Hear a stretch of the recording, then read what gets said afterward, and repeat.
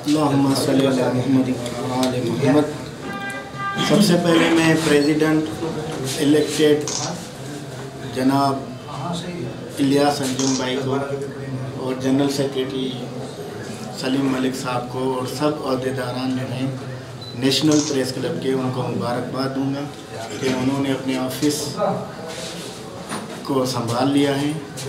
और अब हमें एहसास हो रहा है कि नेशनल प्रेस क्लब बहुत ही ज़िम्मेदार हाथों में है इंशाअल्लाह। और डिस्ट्रिक्ट एडमिनिस्ट्रेशन और नेशनल प्रेस क्लब का साथ और मजबूत होगा। हम एक दूसरे के साथ हैं, साथ थे और इंशाअल्लाह साथ रहेंगे। मैं यहाँ आया हूँ मुबारकबाद देने, उससे पहले आपको जो स्कीम मैडम MNA ने दी है आपकी बिल्डिंग के लिए, उसकी डबल ए निकाल के आया हूँ। तो आप नहीं कह सकते कि मैंने कुछ दिया नहीं। नो डाउट स्कीम तो मैडम ने ही आपको दी है, स्पॉन्सर उन्होंने की है, लेकिन एग्जीक्यूटिव जो है वो एग्जीक्यूट हमारे थ्रू ही होनी है। और ये अल्हम्दुलिल्लाह एक बहुत अच्छी शुरुआत होगी मैडम की जानिब से जो आपको स्कीम मिली है। ये बिल्डिंग का भी जो अमाउंट रखा है ये शुरुआत है और इंशाल्लाह इस पूरी बिल्डिंग को बनाएंगे मैडम MNA के ताउन से। तो आपके सब साथ हैं, आपके स्टेक होल्डर सांगर के वो भी आपके साथ हैं, डिस्ट्रिक्ट एडमिनिस्ट्रेशन भी आपके साथ है। इंशाल्लाह आपको और ज़्यादा मजबूत करेंगे। तो आपको लास्ट टाइम जब मैंने कहा था, शायद सोफों का कहा था, वो हम अच्छी नई बिल्डिंग मिल रहे हैं, अभी पुरानी बिल्डिंग में। जहाँ तक डिफरेंट एक्टिविटीज़ का ताल्लुक़ है डिस्ट्रिक्ट एडमिनिस्ट्रेशन या मैं बीइंग डिप्टी कमिश्नर, हम रूटीन की एक्टिविटीज़ भी करते हैं या जो काम ज़रूरी होते हैं उनको रूटीन से हटके भी करते हैं। इंक्रोचमेंट का हमसे मुतालबात शहरियों से की जानिब से बहुत पहले से थे, क्योंकि यहाँ आपने देखा कि कंजेशन कितनी ज़्यादा थी, ट्रैफिक की महाल था, ट्रैफिक का चलना और फ्लो होना। आप ट्रैफिक सार्जेंट्स की बात कर रहे हैं तो वो तो 2-3 यहाँ खड़े होते थे, लेकिन अफसोस की बात है, मैं स्पेशली खिप्रो की बात करूँगा कि वो खुद रीज़न बन रहे थे ट्रैफिक जाम की।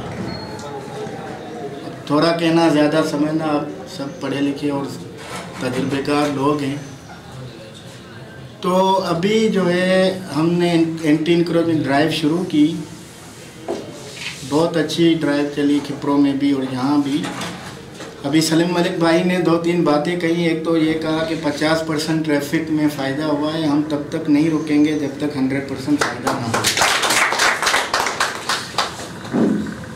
जहाँ तक जोल का सवाल है, मैं खुद मैं क्योंकि यहाँ से हैदराबाद जाता हूँ, तो आपको मैं बताऊँ कि जोल में कभी भी ऐसा नहीं हुआ। मेरे साथ तो एस्कॉर्ट भी होता है, मेरे पुलिस वाले भी साथ होते हैं, उतर के ट्रैफिक को थोड़ा रवाना करने की कोशिश भी करते हैं, लेकिन उसके बाद भी कभी ऐसा नहीं हुआ कि ट्रैफिक दिन में मेरा वहाँ से गुज़रना हुआ हो और 15 मिनट से कम मुझे लगे हों। जोल से शहर में, छोटा सा शहर है, 1-2 फरलांग का शहर है, वहाँ से मुझे 15 मिनट से कम कभी लगा हो टाइम गुज़रने में। जो आपने बात कही कि वो गटर नाला नहीं है, वो बेसिकली फुटपाथ है रोड और दुकानों के दरमियान। तो उससे भी पीछे जाके ऐसी साहिबा ने जो कार्रवाई की, ये बेसिकली फुटपाथ और दुकानों के दरमियान सर्विस रोड है, जिसको क्लियर करना ज़रूरी है। और अगर ये सर्विस रोड क्लियर हो जाए तो हम इन्हीं रेडियों को वहाँ पे शिफ्ट कर देंगे, जो आप समझेंगे आधे से ज़्यादा रोड को वो रेडियाँ कवर करके कंजेस्ट करके बैठी हैं। इस वजह से आप भी अगर वहाँ से गुज़रते होंगे जोल से, तो सबका गुज़रना होता है। अब कराची जाएं, हैदराबाद जाएं, टंडो आदम जाएं या शहदादपुर जाएं, यही रास्ता है, तो वहाँ बहुत ज़्यादा परेशानी होती है। हम तो चलो गुज़र जाते हैं, हमारे साथ एस्कॉर्ट भी होता है ये वो, लेकिन मैंने देखा है कि इवन पेशेंट्स, एम्बुलेंसेस, सबको बहुत ज़्यादा तकलीफ़ होती है। तो ये मैंने ऐसी साहिबा को कहा हुआ है कि 1 हफ़्ते के टाइम में इन रेडियो बांध को जो जितने हैं इनको कहीं आप फुटपाथ और दुकानों के दरमियान जो स्पेस बनाएं, आप इस स्पेस में इनको शिफ्ट करें ताकि रोड जो है वो क्लियर हो जाए। देखिए, हम किसी का कारोबार भी ख़त्म नहीं करना चाहते। ये जो रेडी वाले होते हैं इनका यही डेली का कारोबार होता है जिससे उसका घर चलता है। अगर उसको हम हटा देंगे, उठा के ले जाएंगे म्यूनसिपल में, इनके रेडियाँ जो है वो ज़ब्त कर लेंगे तो उनके बच्चे शाम को जो है वो राह तकते रहेंगे अपने वालिदैन की कि वो कुछ ले आए घर पे के खाएँ। तो उस बात को भी हमें नज़र पे रखना है कि उनके कारोबार को ख़त्म नहीं करना। जैसे चेयरमैन साहब ने अच्छी बात कही कि वो अल्टरनेट भी दे रहे हैं रेडी वालों को, तो अल्टरनेट भी दे रहे हैं और उसके बाद भी वो अगर कंजेशन करेंगे तो फिर हम उनको लाजमी है वहाँ से जोरी भी हटाएंगे। दूसरी बात के एम.ए. जिन्ना रोड की हम देखें, मैंने एसी साहिबान को बोला है कि एक आप नाप करके एक लाइन बना लें, उस लाइन में फिर शुरू से उसको हटाते जाएं, तो फिर अगर उस लाइन में भले वो डिफरेंस आ जाए। अब हम आपको मैंने जैसे लास्ट टाइम भी कहा था, ये बहुत ज़्यादा रियायत कर रहे हैं हम सांगर के शहरों से। आप समझें कि आप कह रहे हैं कि हमारा दहशत न बने, हम रिलीफ दें, बहुत ज़्यादा रिलीफ है। अगर हम सिटी सर्वे के नक्शे पे जाके एंटी इंक्रोचमेंट ड्राइव करें तो आधा शहर ही शायद टूट जाए। तो ये जो कब्ज़े किए हुए हैं लोगों ने ओवर द ईयर्स किए हुए हैं, ये नहीं कि राशिद ने कराए या मैंने कराया या किसी एक के टाइम में हो गए। लोगों को जहाँ जिसको मौका मिला है वहाँ उन्होंने कब्ज़ा कर लिया। बदकिस्मती से बहुत साल तो एंटी इंक्रोचमेंट कोई ला ही नहीं था, ये तो फिर बाद में ला बना है। सब इससे पहले जो अफसरान होते थे, मुख्तियारकार या असिस्टेंट कमिश्नर जिसको SDM कहते थे, और डिप्टी कमिश्नर जिसको DM डिस्ट्रिक्ट मजिस्ट्रेट कहते थे, उसको बहुत ज़्यादा अख्तियार थे मजिस्ट्रेट पावर्स में। आप वकील भी आप ज़्यादा जानते हैं इस बात को।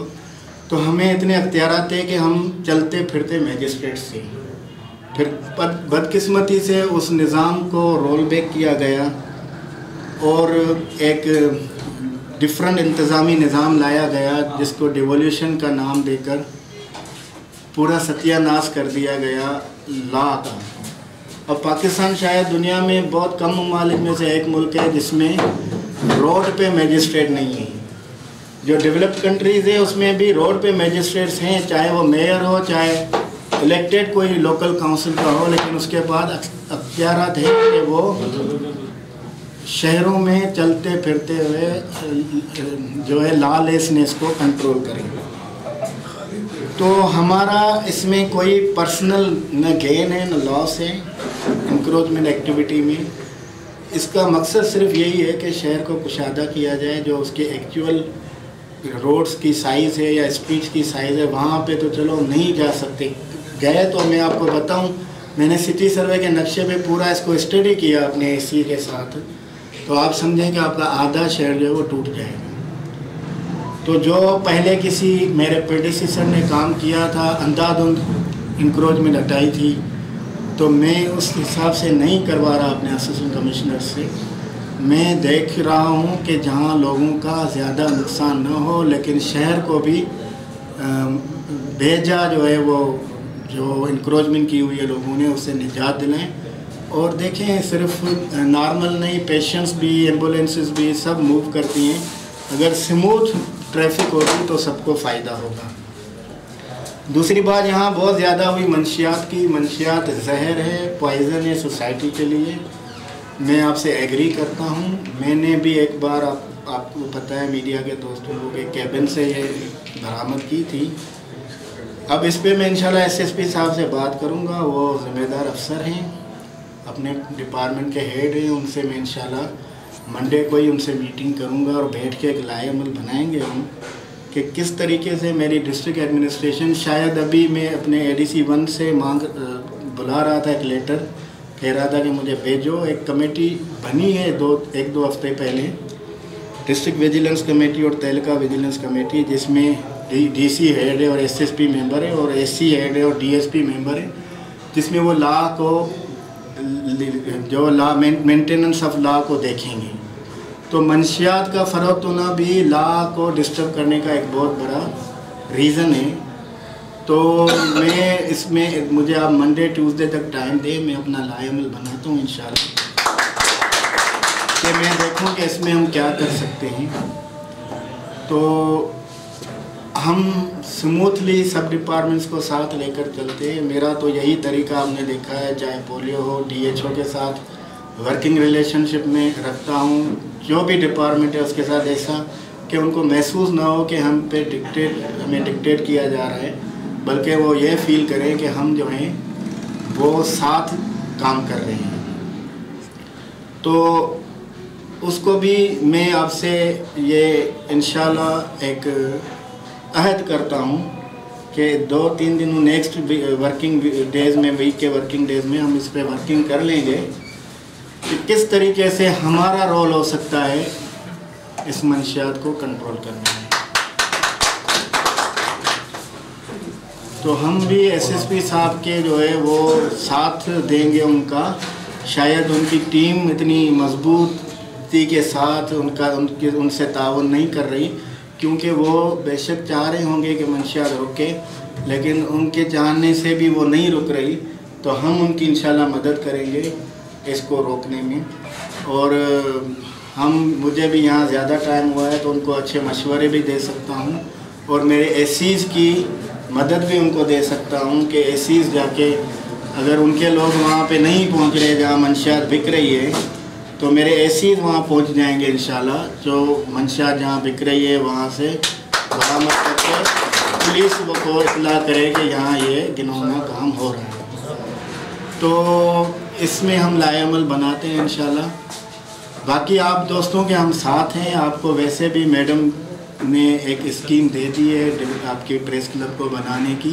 जैसे मैंने कहा, मैं बीइंग डिप्टी कमिश्नर अथराइज्ड ऑफिसर, उसका जो एडमिनिस्ट्रेटिव अप्रूवल है वो भी दे दिया है। तो इंशाल्लाह जल्दी उसका जो है वो काम हम शुरू कराएंगे। आपको प्लाट भी आइडेंटिफाई करके दे दिया है, तो वो उस पर आपकी ये बिल्डिंग बनना शुरू हो जाएगी इंशाल्लाह। तो ये you should be thankful to madam MNA for that, कि जिन्होंने आपको वो स्कीम दी है। तो हम आपके साथ हैं, हम हमेशा आपके साथ रहें, और आप भी हमारे साथ हैं। आप हमारी जो है रहनुमाई करते रहते हैं, मीडिया वाले दोस्त, स्पेशली नेशनल प्रेस क्लब। अब जो है जनाब मेरे भाइयों की तरह है इलियास भाई।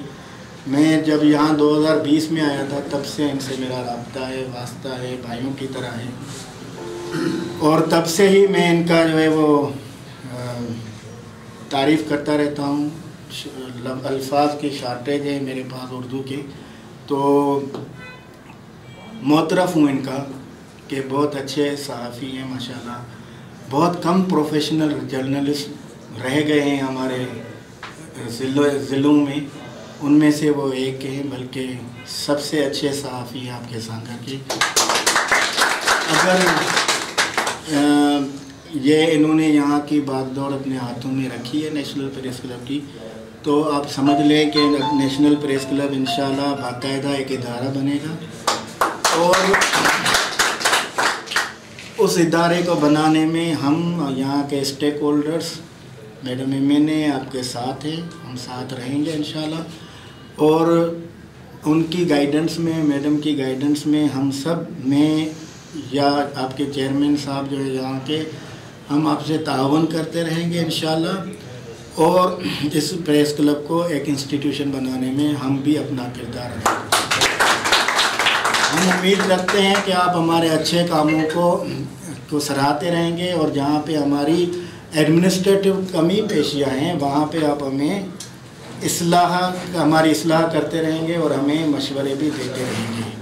Thank you very much Ilyas भाई, अशफाक भाई, सलीम मलिक, AD कुंबर, गज़ाफ़ी भाई, शेख रहमानी साहब, वकास रहमानी साहब, और जितने भी दोस्त हैं प्रेस क्लब के, हम सब एक फैमिली हैं इंशाल्लाह, और फैमिली के तौर पे ही हम काम करते रहेंगे। Thank you very much.